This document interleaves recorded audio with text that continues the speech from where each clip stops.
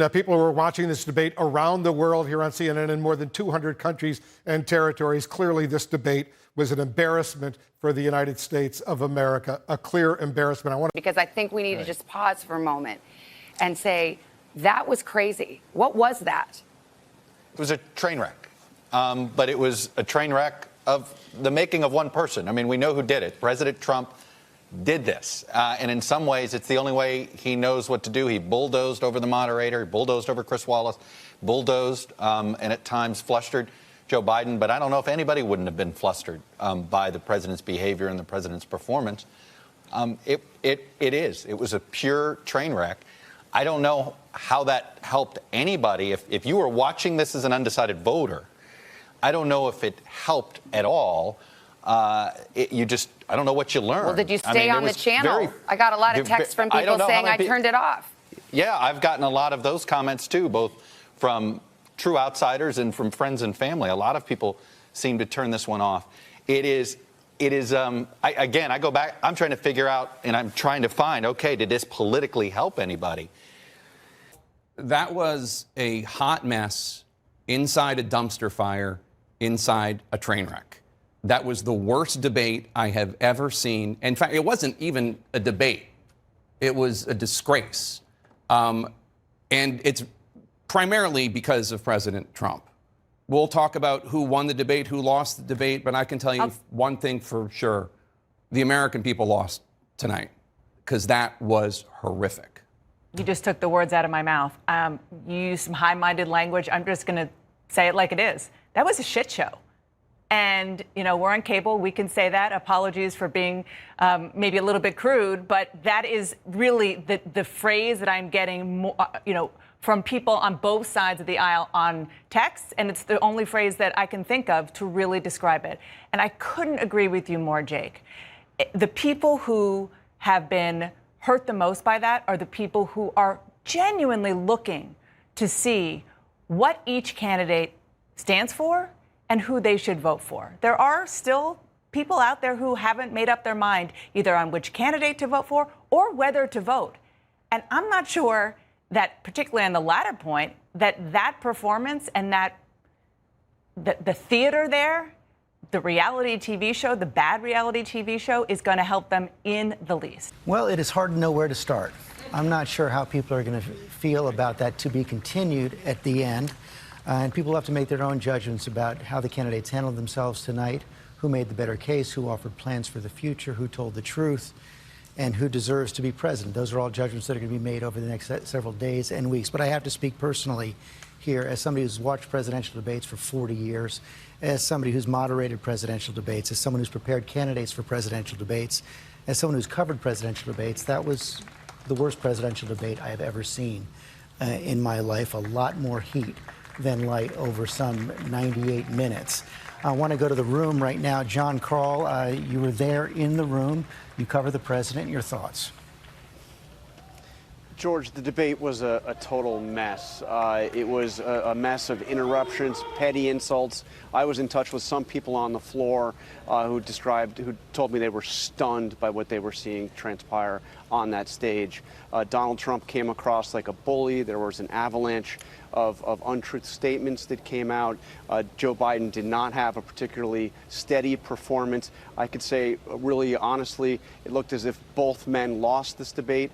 And in that sense, the real loser is Donald Trump. Because as we said at the start, Donald Trump was the one that needed to change the dynamic of this race. He is the one that is losing. He is the one that needed to change the trajectory. He is the one that needed a big win. And that did not happen tonight. We had an avalanche of lying from President Trump. I just think it's such a low moment in American presidential history that you see an incumbent president of the United States bullying his opponent, behaving in a shameful way. I don't think we've ever seen a president of the United States completely lacking in shame. I mean, just shameless and obesely immoral. I mean, there's not a moral fiber in this man. I don't know what came out of this debate. I don't know what side won. I don't know what voters want. But you cannot have watched that debate, I would think, and be proud of our president, the way he thinks of us as viewers, as Americans who are trying to decide about the future of the country. Can anybody come away from that debate knowing what Donald Trump wants for the next 4 years? Yeah, I mean, it was a complete disaster on all fronts. But he was rude. He didn't abide by any standards of decorum or decency. It was really, frankly, embarrassing. Senator, let me begin with you. Same question I asked your former Senate colleague, Kamala Harris. What just happened in your view? Well, I'm 80% sad and 20% mad as hell. It was a terrible thing to happen in our democracy. And I don't think it'll hurt him with his supporters, but it's not going to help him anywhere that he is bleeding votes right now, particularly among women, particularly in the suburbs, and particularly with older Americans that know this isn't the way we do this in our country. Matthew Dowd, you've worked for both Democrats and Republicans. Of course, you worked for President George W. Bush. Your thoughts? Well, I think this was an embarrassment. If you were in a foreign country, you look at our United States right now, if you watch that and think this was an embarrassment, and if you're sitting in our country, it's embarrassing, and that embarrassment falls directly at the feet of Donald Trump. I actually think there was a winner tonight, and that winner was Joe Biden, because if you're president of the United States and you're the incumbent, you have to convince people that everything's good in America and put me through another 4 years of this. And if you watch that debate, as a citizen of the United States, you're not thinking everything's great in America right now. So Joe Biden, yeah, he had good moments. He had some moments where he had a hard time dealing with this. And as I said going into the debate, that Donald Trump's a bull in a china shop. Well, the bull was let loose in the china shop. The moderator tried as best they could to control it. Joe Biden tried to fend it off. But when you look at the end of this, Donald Trump had to convince the American public that 4 more years of this is a good thing. The exact opposite conclusion, I think, they're going to come to after watching that debate. The moderator who did not have control of the debate stage for much of the evening, who didn't remind the president that he was violating the rules till 1 hour and 13 minutes into the debate. Look, the whole thing was disgraceful.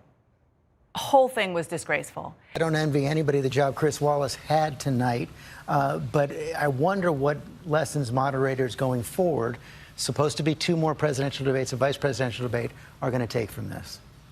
As I said going in, it takes a lion tamer in a debate with Donald Trump, and you needed 10 lion tamers tonight. I think Chris Wallace tried. I think at some point you just have to stop it. It was not a presidential debate. It was mud wrestling. And as David pointed out, in the middle of a pandemic. And a lot of talk about the military tonight. As you know, George, I'm in touch with a lot of people in the military. One of them said to me tonight, this is the most shameful interaction between 2 leaders ever. I am sad and ashamed. I mean, but this was such a hot mess. I've been watching debates, covering debates since 1976. I've never seen anything like this. I don't think any of us have. Compare it to any debate in presidential history. This was a disgrace, frankly. And the president just did not observe any of the format that his own campaign had agreed to. So I'm not sure what Joe Biden could have done other than trying to get a word in and trying to answer the questions that were asked. What is the lead of this debate? Well, you know, as we were going into this tonight, George, one of the things that you and I were talking about is the level of exhaustion in this country. We have to remember that the backdrop for this entire debate is this coronavirus pandemic. 200,000 American lives have been lost. The economy, millions on unemployment, and people are exhausted. They want to know, when is this going to end? Who has a plan to help guide the way through? And you have to wonder if tonight did anything to further that argument or put people at home, and that's what we always think about here as we do the news, are the folks at home. Did it put anyone at peace about the future of our country in the immediate months and years to come and how we navigate our way out of this moment? We talked about President Trump. This was a unique opportunity for him to come in and say, here's what I will do over my next 4 years. I'm not sure we heard a lot of that tonight. And Joe Biden had to come in and we said, no unforced errors, don't get pulled into the personal attacks. I do think he was fairly steady in temperament and tone. But I do wonder if people will be frustrated at home, no matter how difficult it was on that stage and in those moments, that they didn't hear enough really from either about their specific plans of guiding this nation forward.